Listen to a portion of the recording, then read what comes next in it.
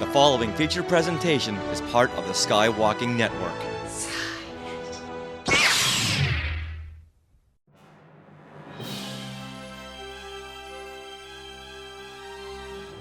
Welcome to Resilience Squadron, where we share and discuss the adventures, challenges, and representation of disabled and chronically ill fans across the Star Wars universe. Welcome to Resilience Squadron. I'm Greg. And I'm Jack. So Jack, why don't you start off by telling our audience about Jack the dog? So yeah, a couple of weeks ago, I read this article from one of our local affiliates here in Pittsburgh. They were talking about a bulldog that has spina bifida. And coincidentally, his name was Jack.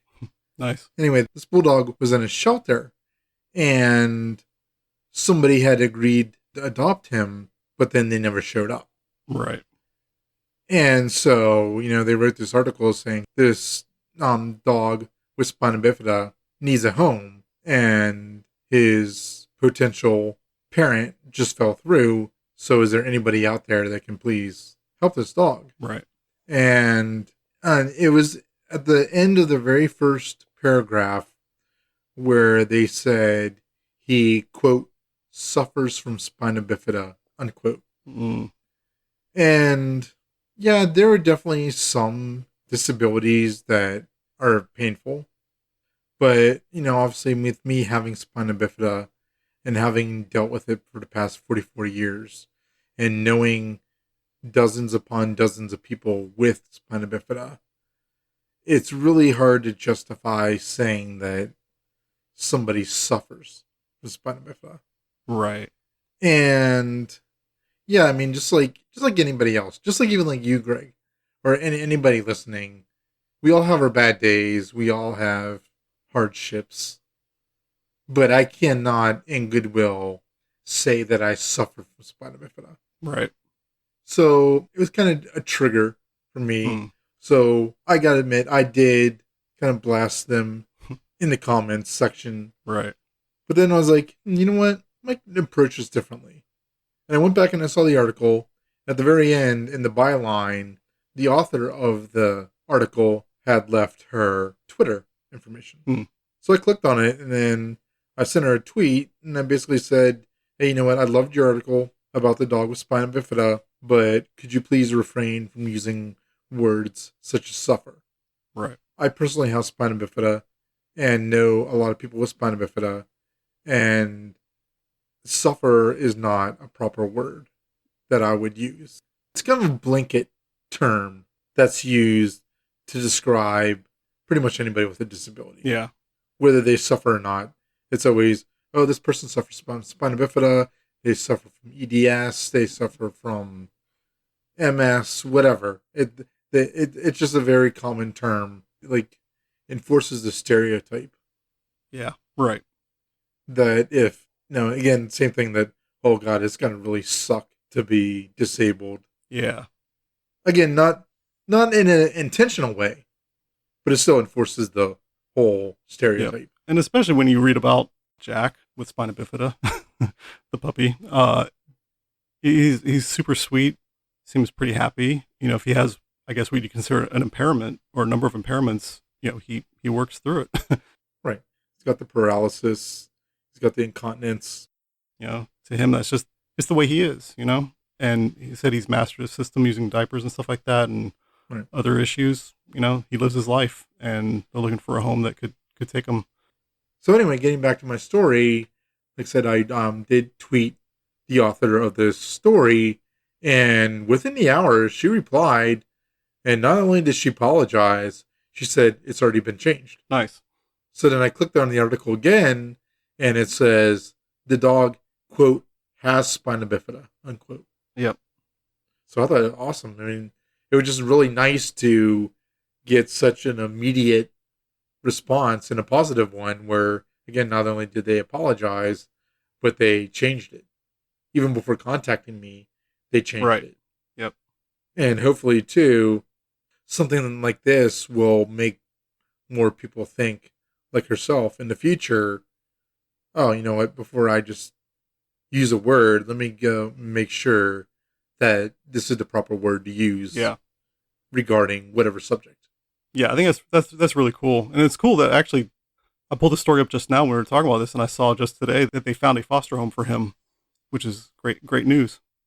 Absolutely. I know, like, I already have a dog, and we're only allowed to have one dog in our apartment, but I know if I didn't have my dog, or if we were allowed multiple dogs, I would have adopted them right away.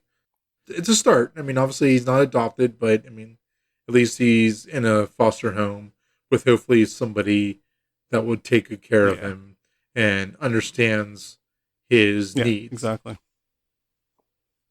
Yeah, I think it just goes to show how important terminology is, and that when you're talking about a condition or something like that, or a particular community, you kind of learn as much as you can about it to make sure you're using the right terminology, that you're respecting those groups and respecting their needs. In a case like this with a dog, obviously, that there are people who share that condition, then, it's good to talk to them about how they feel about it. So that sort of relates to another story that we've had in the Star Wars community in the past couple of weeks, which is Gina Carano getting fired from The Mandalorian. We have some thoughts about it, and we also feel it's important to stand with trans and other marginalized groups that have been affected by what she did and said, and to make it clear that it's all unacceptable to us. Also to touch on what happened and our perspective on it. I think that a lot of people are out there saying that, this is all politics and stuff like that, but I think what really got her in hot water, with Disney at least, and with most of the fans, is the real offensive comments and acts that she did to, marginalized groups and, people who deserve to be treated better. Especially her final tweet, which you never, under any circumstances, make that kind of comparison. Right. Even if you think you have a really valid point, that's just one of those things you never, ever want to compare. Yeah, exactly. I think the specific thing about that was that a lot of her defense and other people's defense of her tries to make a point that she was not being quote unquote anti-Semitic with this image that she shared, which essentially made an analogy between how Holocaust victims were treated, and Jews specifically were treated by their neighbors leading up to the Holocaust. And that's sort of like how people like her and conservatives get challenged and called out by the public today, which, even if they are trying to make this like certain analogy and point, using that context is so offensive. Exactly. Then the analogy itself doesn't even work. No. Because it's nothing the same. You're talking about essentially efforts leading up to ethnic genocide, comparing that to what are essentially really problematic political opinions, and attacking marginalized groups, and then claiming that you're being attacked for that, and saying it's the same thing, and that's just ridiculous. And then not acknowledging the fact that is it's downplaying what happened to the Jews, which is what makes it anti-Semitic. Right. Even just disrespectful. Right. At the very least. And that's kind of what ties it back to the disability community, because similarly, we're talking about a group that is marginalized and needs to be respected and needs to be understood. Yeah, to be understood and to be listened to. And what Gina Carano was doing, and what a lot of people do to a lot of these groups, is to sort of punch down at them, whether it's mocking or whatever else. You're interacting with in an antagonistic way with a group that is already marginalized. And I think that's ultimately what bothers me about everything that she was doing, and that other people do to all of our communities. And it just comes down to respect. Mm-hmm. Yeah. Nobody's ever going to agree with each other 100%. If someone is going to be addressed by a certain pronoun, you should address them as that pronoun, just out of respect as another human being. Yeah, right. Yeah. You don't have to agree with it. Be polite and acknowledge it. Yeah. And going back to your point about her being warned, Disney definitely learned and showed a lot more patience in this case, because we all know what happened with James Gunn. Yeah, really. And just as a quick refresher, a couple years ago, James Gunn was fired from Marvel/Disney because of some very lewd and inappropriate jokes he posted on Twitter about a decade ago. Yeah. And he was almost immediately fired. But after looking more at the whole entire story of what happened with that, this was something that happened over a decade ago. He's apologized multiple times, and he hasn't done it ever again. And it was also clearly a smear campaign against him. Yeah.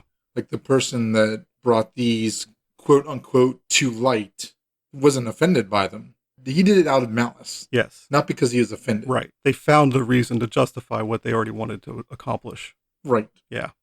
And so Disney fired him right away. So I think now they've learned, oh, you know what? Okay, if one of our employees does something, maybe we should just take a step back, look at all the evidence, Yeah. and then give them a second chance. Yeah. They gave her a warning. They asked her to issue an apology that they wrote that she wouldn't do. Mm-hmm. And when that happened, from what I was reading, they pulled her from the promotions of season 2. Right, correct. Which is why she wasn't involved in those. So there was already some degree of punishment and pulling back on her leading up to all this. And I think that kind of like series of escalations makes a lot of sense, even when it's clear to a lot of fans that, they may want somebody outright fired. I think it makes sense to see if they'll improve, see if they'll take, responsibility, apologize if they need to. And like you said, it was clear with James Gunn that he had done what he could, not only to apologize as much as he could for what he had done and said, but also had actually shown growth personally. If anybody follows him, understands that was part of his story, that he's grown over the years. Exactly. To the degree that even a lot of that stuff informed his filmmaking with Guardians and other stuff. The stories he was telling was about growth of that kind. Well, you don't see anything like that from Gina. She doubles down on it. Exactly. Takes it as a badge of honor to be right. Challenged on these things.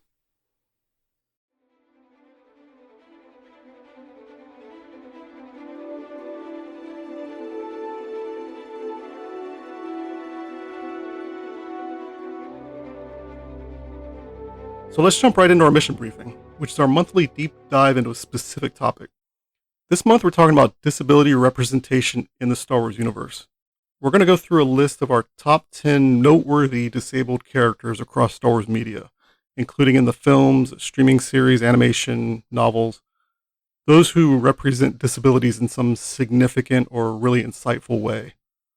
It's not necessarily a list of like best to worst, but what we feel is noteworthy and worth discussing. This is definitely not intended to be a comprehensive list at all. And there are definitely many more characters out there in the Star Wars universe worth discussing. So we'd love this to be the start of a conversation around this topic in general, and to hear from you about any characters who you feel should be covered or explored for future conversations. So Jack, you want to start us off with our number 10 spot? So the first character we want to talk about is DJ from The Last Jedi. He's a character portrayed by Benicio del Toro, and he's the one that helped Finn and Rose escape from prison on Canto Bight. The reason we want to talk about DJ is because he has a speech disorder. Specifically, he stuttered. What I really liked about DJ and the way they portrayed his stutter is that it was a non-issue. And basically, they normalized a disorder. And I think, as a community, that's one thing that we strive for, is our disabilities and illnesses just to be normalized. And, hopefully, one day I won't be Jack, the guy in the chair. I'm just going to be Jack, the guy. Right. And sometimes that might be relevant to your story or things going on with you, but it doesn't have to be. Yeah, there's so much more to you than that. I know that there was some discussion about DJ at the time where people were kind of questioning why he had a stutter and why was that added to his character as a character trait. Was it added specifically, as a lot of disabilities are, to reflect on his character in some way, to try and add to his portrayal as sort of being a morally questionable, dubious character or kind of shifty in nature? And there may be some validity to that. We don't really know why they did that, but I do think there's a lot of positive there, like you've talked about, that I think kind of outweighs a lot of that from what I can tell. Basically somebody who stutters can be can be a villain, they could be a morally questionable character, they could be the president. And while we were looking into this topic, I actually found a pretty great article written by Katie Gore, who's a speech language pathologist and founder of SpeechIRL.com, which is a speech therapy practice. And she wrote a good piece specifically about DJ in this topic. And she said here, my conclusion is that DJ is one of the most true-to-life stutterers to grace the silver screen. He's a skilled expert of dubious moral character. He happens to stutter. And none of these things are related. She mentions that she's confused why it was added to the character. Why did they put it in? It was clearly deliberate.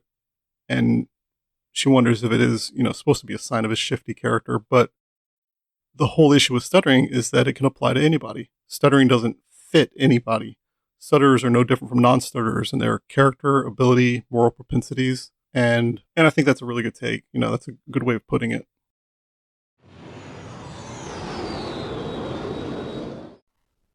Okay, our next character, number 9, is Greer Sanel. Greer is introduced in the novel Bloodline by Claudia Gray, in which she serves as Leia's chief of staff and personal pilot during her time as a senator in the New Republic. But Greer was previously an ace pilot and even an exceptional racer, and even flew on Han Solo's racing team for a while, until she developed a terminal condition called bloodburn syndrome, which is a condition that can affect pilots in Star Wars, causing them to experience fevers and overheating when under stress. And ultimately, due to that condition, she had to stop racing and doing anything too strenuous that would exacerbate those symptoms. And there's actually a separate short story called Scorched by Delilah S. Dawson, which serves as a sort of prequel to Bloodline, and which describes Greer fighting the symptoms during a major race. And it's during that same race that she also meets Han, and it's through that relationship that she eventually ends up working for Leia, when she finds she can no longer compete as a racer. So this was a condition that, deeply affected her whole career, her life. So she was able to mitigate the symptoms of it, but it still had a profound effect on her life. During the course of the story, she would, hide it from most people. It was like her own thing. And she would also downplay even her racing career because she didn't want to be clear how much she had been impacted by the bloodburn, the loss that she felt from that lifestyle. But, it does come up in the story in the sense that, she starts to develop more and more symptoms. It becomes clear she has to open up to other characters in the story. And part of the reason why she has to stop racing because of it is that it actually is triggered by stressful situations. So it's like actually racing would exacerbate the problem. And so that was kind of a concern during the story as well. As she started developing symptoms, there's a treatment for it called Herrera serum that she's getting injections of, and she actually overdoes it to a degree where she's pushing herself too far. And then she starts to develop side effects and fainting due to the treatment more than the condition itself, which I think is pretty relatable to a lot of people like me and others who have conditions where often the treatments are as difficult as the conditions themselves. I do think it's kind of cool that they created a condition that is very, it's very Star Warsy. It's very related to space travel and all that stuff. It has some corollaries with real world, conditions that we have, that I even recognize, some parallels that I could relate to, as far as especially how, things are exacerbated by stress is certainly a factor with my own condition. So I appreciated that in reading the story. I was really related to the challenge that she had. We talked about like our trip to Galaxy's Edge. That was like put a lot of stress and strain on me that then exacerbated my symptoms. And I could really see that happening with her just during these events of that story, which was kind of cool. Well, see, when we go back, you can just say, oh, hey, I have bloodburn. That's a great idea. I'm going to do that. Right. That's actually awesome. And just another way to keep in universe. Yeah, right. Yeah, I'm doing that next time. Yeah, I mean, it even says like moderate a lot with like diet and keeping, hydrated and stuff. So, hey, that's me.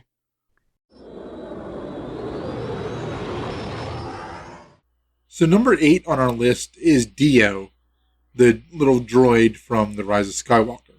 And Dio exhibits a lot of characteristics of some sort of trauma that we're not exactly made aware of.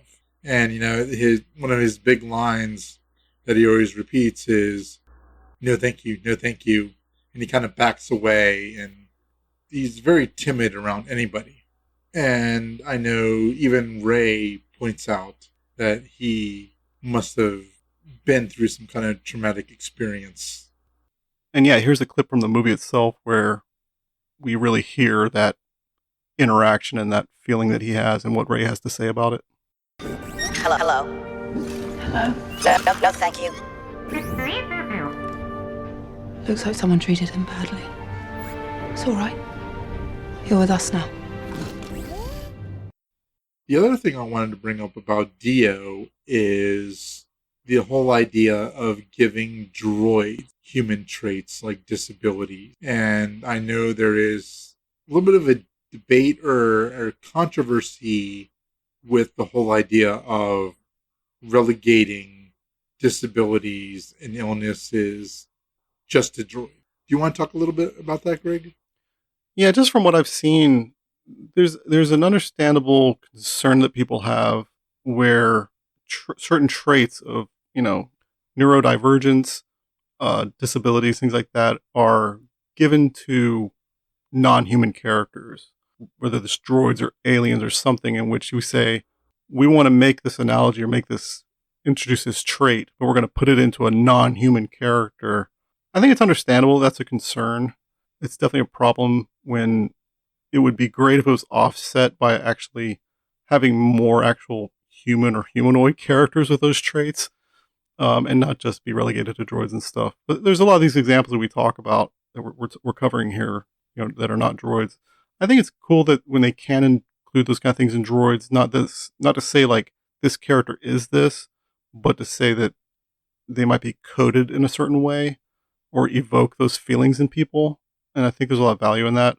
Like we were saying, it's perfectly valid. And I think it's a good case example with Dio, where Dio has personality. He is a character and he has these traits. And, and clearly he has been, like you said, regardless of his programming, he's had experience and he's gone through trauma. He's been mistreated, and that's come across and been added to his personality. And I think that's interesting and worth in a reasonable way to explore it within the context of the Star Wars universe. And as we talked about before, he's not the only character with trauma in Star Wars. He just seems to be a particularly pronounced one in this case, in this movie. And the last thing I wanted to bring up with Dio is there was an article where a woman talked about her child who happens to have autism, and that child completely related to Dio. And I think that's wonderful. That's one of the ideas of representation. Somebody can look at a character and go, "Oh wow, that's me," or "Wow, I can relate to that character." So whether it was intended or not, they touch somebody, and I think that's wonderful.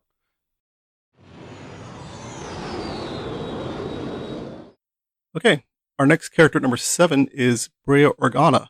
This is Leia's adopted mother, who has always been there as far as part of the overall canon, but has never been explored in much detail until recent years through various novels. And something we never really knew about her that was explored in the Princess of Alderaan book, also by Claudia Gray, was the fact that she had experienced extreme injuries in her teen years that resulted in having her heart and lungs replaced by what are called pulmonodes, which are like mechanized organ replacements.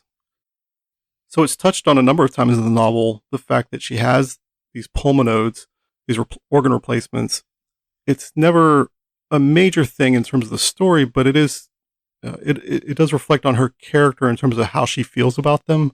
Because what was really interesting with Breha that I appreciated is the fact that the way these pulmonodes would typically work, it explains, is that she had this injury, she had this major fall during the ceremonial challenge that Leia also has to complete as part of her assuming royalty, that she had this big fall, was severely injured, she ended up getting these replacements for her heart and lungs, which sounds really severe, but that typically they will regrow the skin over them using Bacta sessions over time to basically grow new flesh, new skin, and eventually they would not be visible.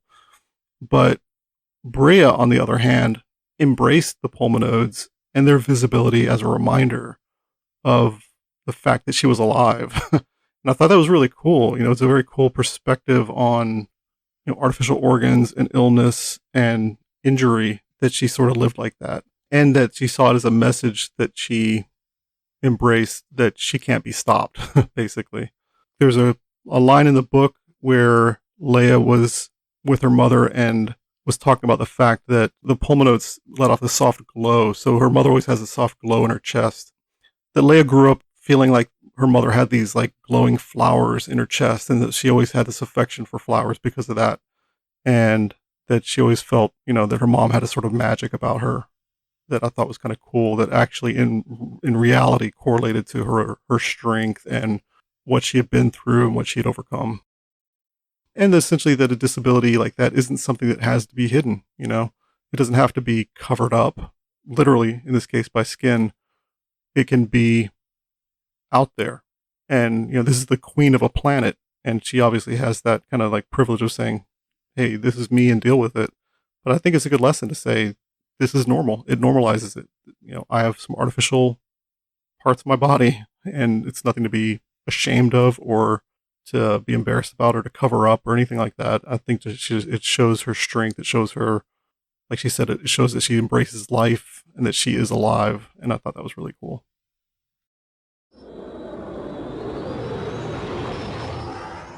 So our number 6 entry is a little bit different because this is the Tuscans. So these are characters that aren't necessarily disabled, but the way they're presented in Mandalorian, they use communication techniques that are tied to an actual disabled community, the deaf and hard of hearing community in our world. And what's fascinating about them and why it served as such great disability representation was the involvement of Troy Kotzer, who's a deaf actor, who they brought in to perform the role of one of the Raiders, but also acted as a consultant on the show and actually developed the unique signing language that they used to communicate. And I found that particularly fascinating, the use of it, because by introducing this method of communication with them, they were able to communicate across species and language and really dive deeper into the Tuscans as a society and culture more than the sort of like faceless savages that we've seen them presented as and treated as before in Star Wars. And what I really like too, going back to Troy and his being a consultant, is that gives the material more authenticity, which it needs. Because I know I've seen it throughout the years on TV and movies where a disabled person is presented in a completely unrealistic way. Right.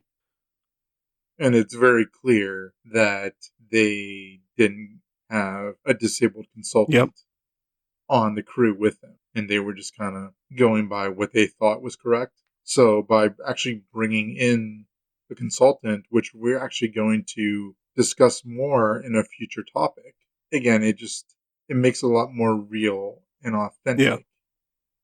And it prevents a lot of stereotypes and inaccurate portrayals. Yeah, right. By bringing in someone like him, he was actually able to help develop that in terms of the story itself. Like the story itself became better by his involvement.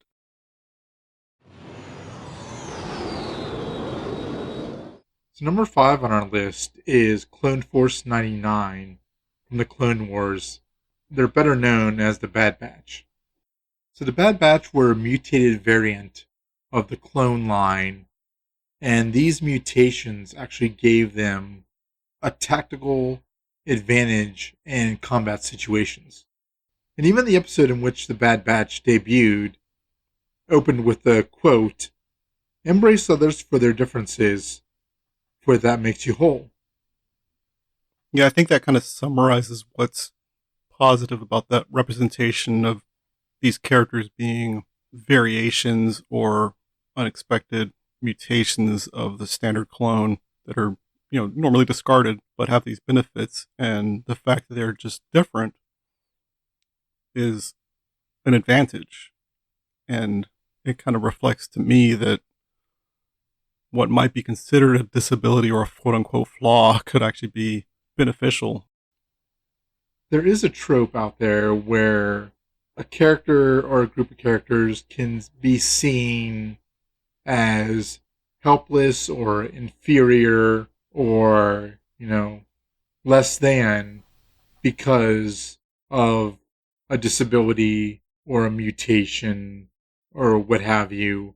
And the Bad Batch completely turns that trope on its head, because not only are they completely competent at what they do, they're actually a whole lot better at what they do than a lot of the other battalions without the mutations.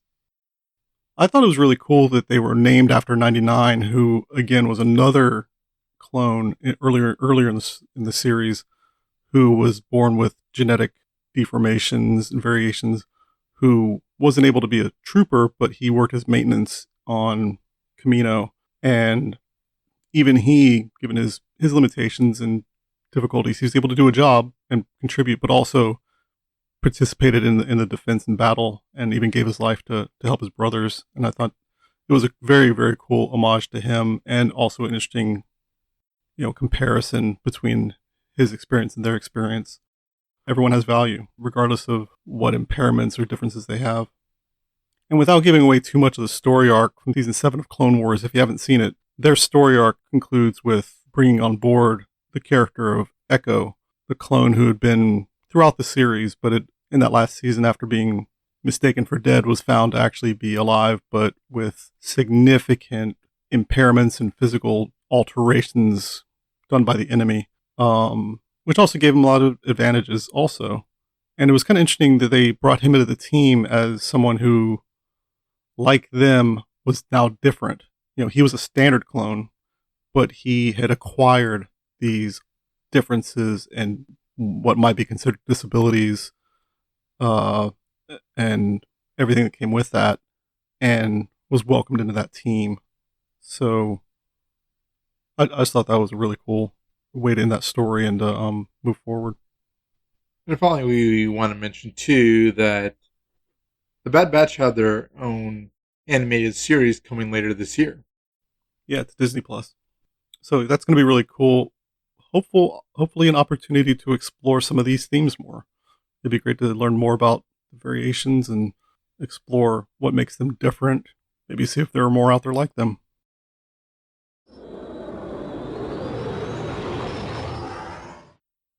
All right, and number 4 on our list is Luke Skywalker, who belongs on the list because he unfortunately fell victim to the Star Wars tradition of losing a limb in a dramatic moment.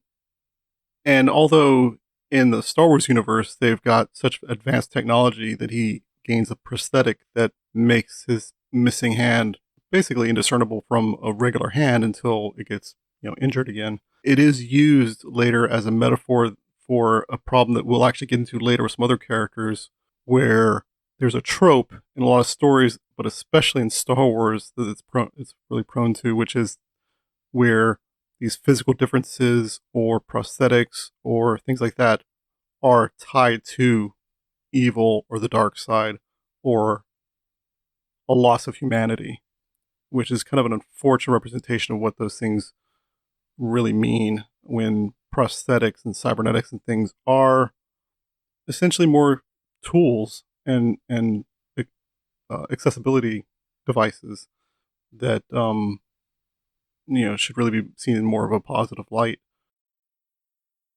For the most part, Luke is that's how it is with Luke. He gains a prosthetic hand, and that's just what it is. And that's, in a sense, pretty good representation for a while, until really the end, in which he starts to see that he notices that his missing robotic hand is a metaphor for becoming his father, who has quote unquote lost his own humanity and become evil. And I think that's kind of unfortunate. Some of those themes are explored in an area that I don't want to completely rehash, but we talked about in an earlier episode in the recent book From a Certain Point of View for Empire Strikes Back, which had a great short story called Right Hand Man by Lydia Kang.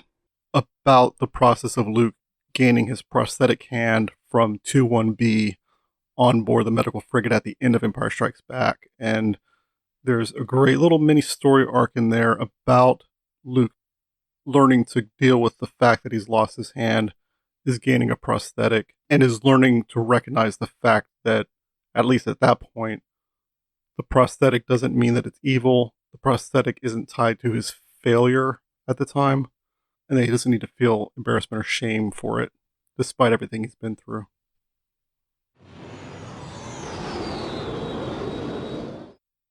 Our number 3 character is Chirrut Emway from Rogue One, the blind monk and Guardian of the Wills, played by Donnie Yen, who is a pretty fantastic character who's kind of a, fan favorite. Everybody loves him. And there's kind of a couple different ways to look at Chirrut. One is that he does represent some tropes that are common with blind characters in these kind of stories, where he's kind of like this stereotypical blind, wise weapon master who can do anything, even though he's blind, and also dispels wisdom to the main character, things like that. That's a common thing that you get a lot of. But on the other hand, he's also really attuned to the Force and is able to perceive things around him. He's reached a state of discipline and faith in the Force, emphasized by his mantra of "I am one with the Force and the Force is with me," that he's become more aware of the flow of the Force around him. And I think it's something that works in Star Wars in terms of the Force and what we know about the Force and how it works, that might not work in other types of stories that don't have that.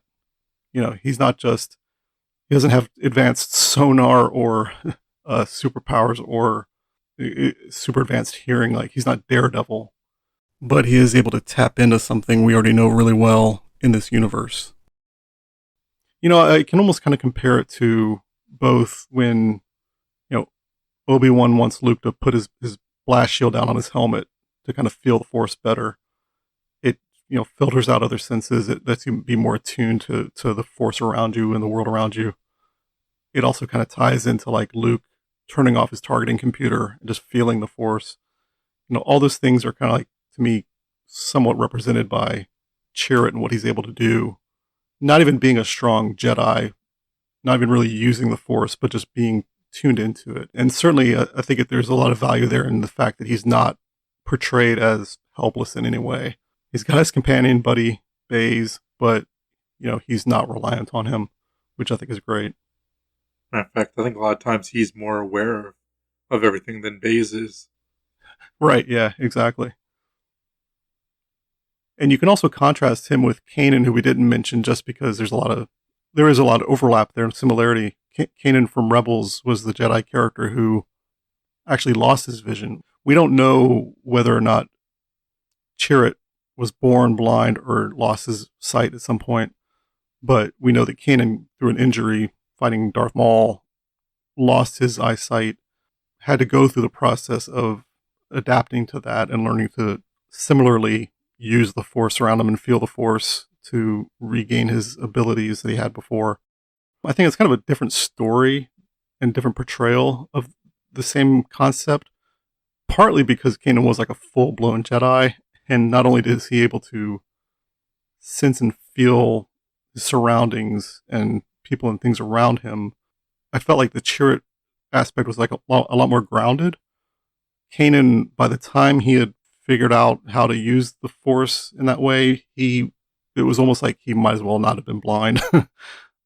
And I think it kind of like took the same concept like really far. It really still worked story-wise and everything, but as far as like exploring these themes of being in tune to the Force and how a general person in this universe with some Force sensitivity or ability who has grown up or spent a long time with an impairment or disability of this nature, like, and use an awareness of the Force to adapt or to some degree excel. I see a real contrast there. Both are good stories, but I think I find Chirrut a lot more fascinating, interesting in terms of depiction of that scenario.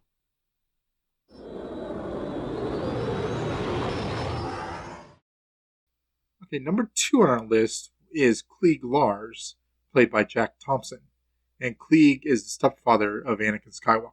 If you recall in Attack of the Clones, when we meet Klig, we find out that Shmi Skywalker was taken by a group of Tuscan raiders. So Klig and a group of 30 other farmers went on a search party to find her and recover her. That search resulted in Klig losing his leg. So obviously with the loss of his foot, that took not only a physical toll on him, but also a mental one. Obviously he had to deal now with not having a leg and being in a wheelchair, but he also had to deal with the emotional aspect of losing his leg. And then you compound that with the fact that he still hasn't found Shmi, and compound that even further, that because of his injury and because of the limitations of his wheelchair, he's now unable to help the other farmers in the search. One thing I did want to mention, though, is, obviously I was born disabled. Mm-hmm. And so, this is all I know. Yeah. I don't know what it's like to walk without assistance or run or jump or anything like that. I can't imagine, again, just the emotional trauma that you would deal with in having an ability and suddenly, out of nowhere, having it taken from you. That's something I've been thinking a lot about lately myself, because one of the big impacts of COVID is for people who do recover from it, which is a large number of people. A significant percentage of those people end up with some long-term chronic illness, including autonomic problems and other things that I experience, that I've had for years and years. I was born with a genetic condition, but my symptoms emerged over the years as I developed more side effects or complications. But now seeing all these people suddenly come down with the condition that I have, that I've dealt with for years, I still struggle with it, but I've also moved through the challenge and denial and acceptance and all that kind of stuff. I can see all these people now going through that in this, a large population of people going all through that at the same time, through that trauma in a rushed fashion in which it's all coming on at once. Definitely really sympathize with that. I think it's probably kind of similar in what people go through when they actually gain a disability.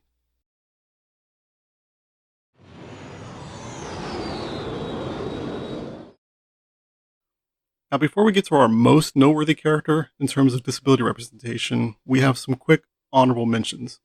These are characters who we want to comment on that didn't quite fit into our list.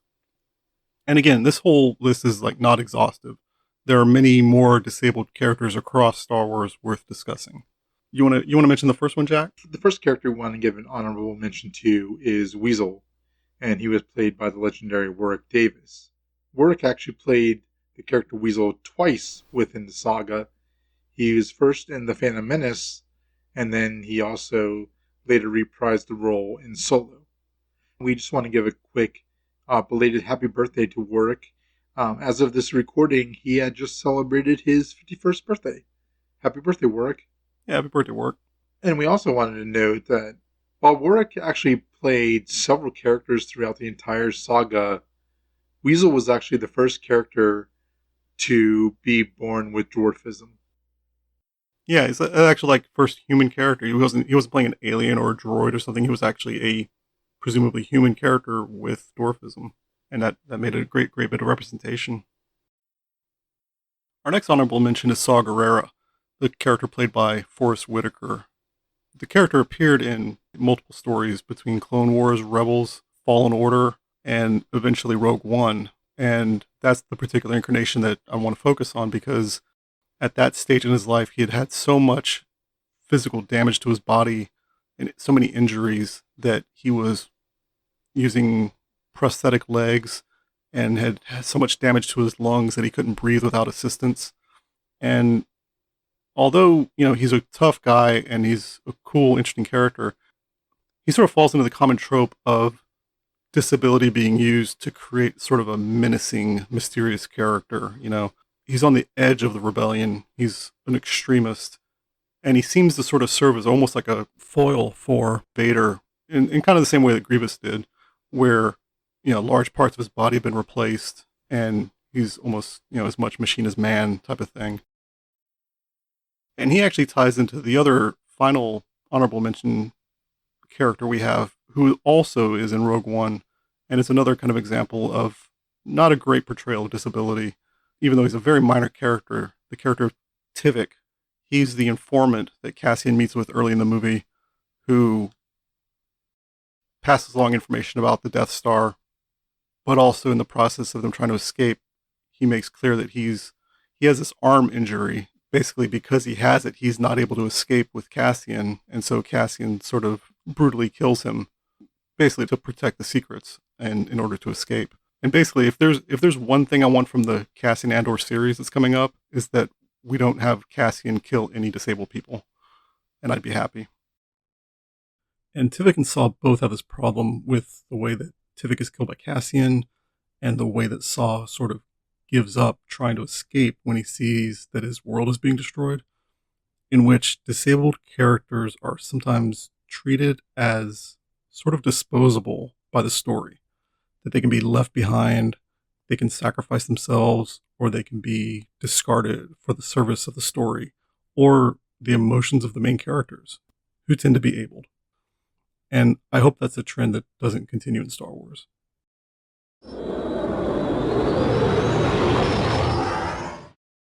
And finally, our number one choice for the most noteworthy character in terms of representation is Anakin Skywalker / Darth Vader.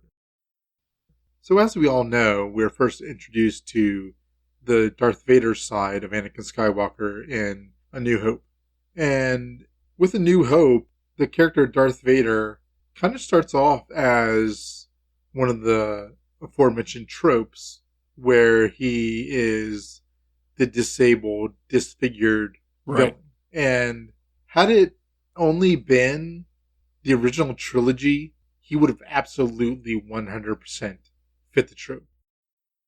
And speaking of the scarred, disabled villain, obviously, as we all know, he has lost many of his limbs. He's on constant life support through his suit, and he suffered very severe burn. And I think that concept is really epitomized by Obi-Wan's sort of classic line, he's more machine now than man, twisted and evil. I think that kind of brings together that whole trope right there of the fact that he has essentially prosthetics and cybernetics keeping him alive, which ideally should be independent of the fact that he's also evil. And while we do agree that Darth Vader absolutely fits the trope within the original trilogy, we were later introduced to him as Anakin in the prequels, where he actually breaks the trope. He actually became Darth Vader before his battle with Obi-Wan, where he lost his limbs and was burned. I would say it seems like it's tied into his trauma and pain and all the stuff that contributes and feeds his dark side. But like you said, that wasn't the root of it, It's not inextricably tied to him being evil at all.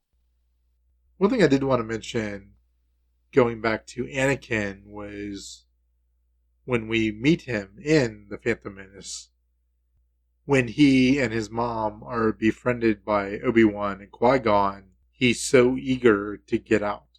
And he wants nothing more than to be a Jedi and, go on adventures and fly starfighters, and it seems all really fun and games to him.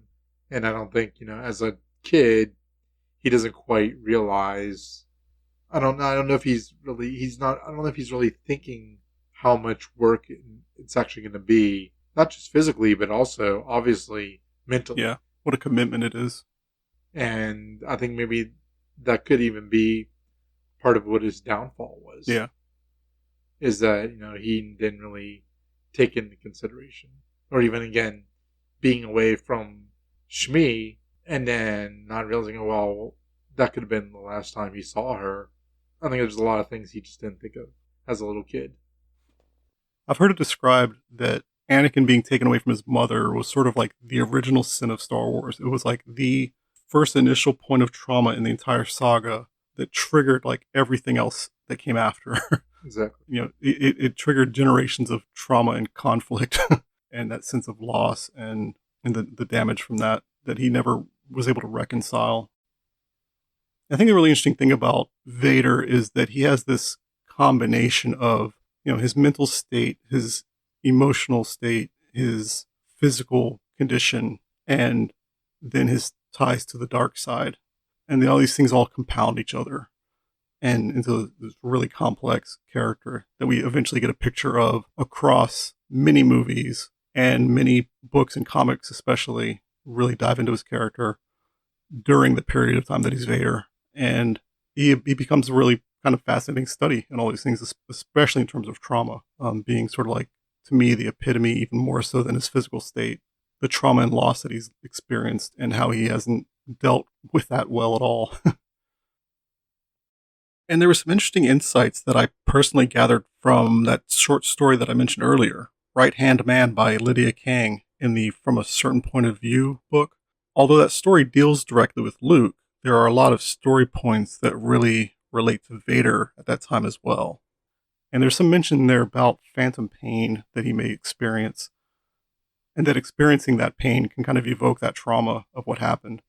And, it was specifically talking about Luke and having lost his arm to Vader in that traumatic moment with that big reveal, and Luke coping and dealing with that. But it really made me think a lot about Vader also, and Anakin, and how, considering the loss of his limbs the way he lost his, I could only imagine what that kind of phantom pain, if he experiences it, would be like to kind of constantly be reliving that trauma of Obi-Wan doing what he did to him, and that just feeding his anger and damage from that event. And there was kind of a possible connection between his trauma and his emotions and his physical impairments.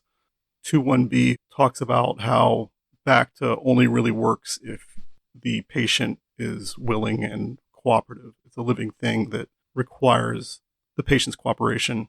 And I just thought about, seeing Anakin in that Bacta tank that I imagine he spends a lot of time in Rogue One, that it made me really wonder how well he's ever actually healing, if he's ever able to cope with his trauma and stuff to the degree that he's actually accepts healing.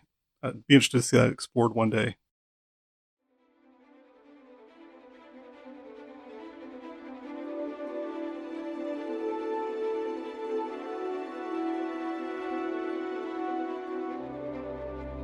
So thanks a lot for joining us as we went through this list of what we feel are the most noteworthy disabled characters in Star Wars. And as we said, this is not an exhaustive list, and we'll definitely be exploring these and other characters, in the future. And we definitely want to hear from other fans of characters they've recognized as having disabilities that they feel are worth talking about or have strong feelings about. We're especially interested when you yourself might feel represented by characters on screen. I think that always means a lot. So feel free to reach out to us on social media. We're Resilience Squadron on Facebook and Instagram, and we're at Resilience Squad on Twitter. Also, please consider leaving us a rating and review on iTunes. Getting good reviews and ratings on there actually really helps us out a lot. We're part of the Skywalking Network, where you can find other great shows like Talking Apes, classic Marvel Star Wars comics, the Max Effects podcast, Neverland Clubhouse, and the flagship show Skywalking Through Neverland. So just in case you're wondering why we keep mentioning Mark Hamill at the end of our shows, it's just a joke. We were just trying to come up with some clever way to end each and every show. Yeah, exactly. But seriously, Mark, return our calls. Come on the show.